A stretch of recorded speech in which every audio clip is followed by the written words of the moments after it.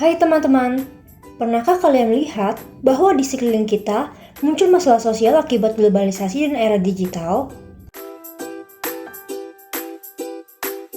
Globalisasi dimulai sejak tahun 1960 dan terus berlangsung hingga saat ini. Ditandai dengan pergerakan ide, manusia, barang, dan teknologi. Peristiwa globalisasi seringkali dipicu oleh peran perusahaan multinasional. Sejak tahun 1970, perusahaan multinasional telah memulai kegiatan ekonomi secara agresif yang melampaui batas wilayah perusahaan tersebut.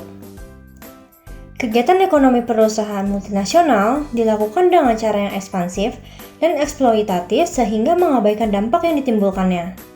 Dampak yang muncul termasuk permasalahan lingkungan seperti pencemaran tanah, air, udara, suara, kerusakan lingkungan, pantai, pegunungan, dan tanaman. Permasalahan lingkungan ini menyebabkan kerusakan lingkungan yang berpotensi menyebabkan bencana alam dan dapat mengancam kehidupan manusia loh. Manusia mulai menguasai dan mengeksploitasi alam secara intensif.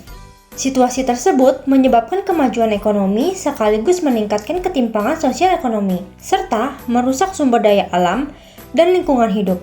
Akibatnya, muncul berbagai masalah yang berkaitan dengan keadilan, kesejahteraan, dan keberlanjutan bagi masa depan manusia itu sendiri. Kasus nyata yang sudah terjadi belakangan ini adalah pencemaran limbah tailing Freeport yang merusak lingkungan sekitar Papua. Limbah tailing yang merupakan sisa dari proses pengolahan hasil tambang PT Freeport Indonesia telah merusak sungai-sungai di kawasan Mimika. Anak-anak mengalami gatal-gatal, sementara orang tua mereka tidak kuasa membawanya ke rumah sakit. Karena sungai yang makin penuh limbah tailing, perjalanan menjadi panjang dan mahal. Pembuangan tailing melalui dua sungai ini ternyata diizinkan oleh pemerintahan Provinsi Papua melalui Surat Keputusan Gubernur Nomor 540 Tahun 2002. Ada 4 sungai yang masuk dalam izin itu, yaitu Agawagon, Otomona, Achwa, dan Minajarwi.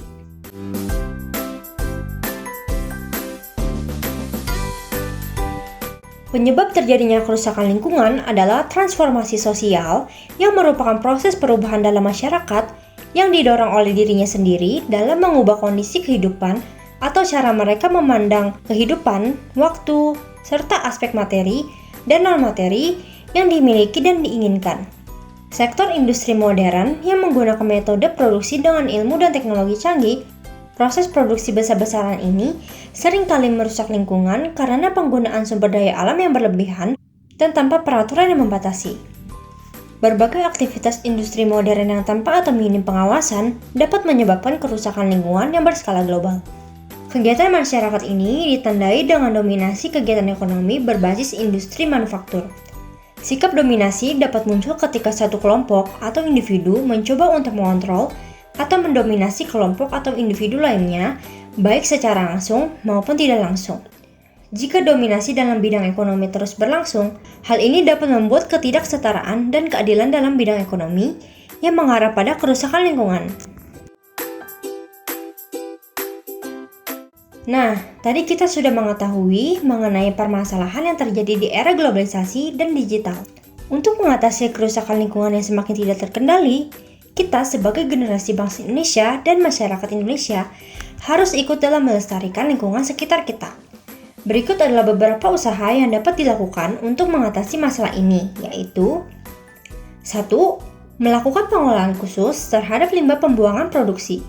2. Menciptakan dan menggunakan barang-barang hasil industri yang ramah lingkungan. 3. Meningkatkan kesadaran dan partisipasi masyarakat dalam program rehabilitasi lingkungan. Sekian materi dari saya. Jangan lupa untuk menjaga alam sekitar kita ya. Bye-bye.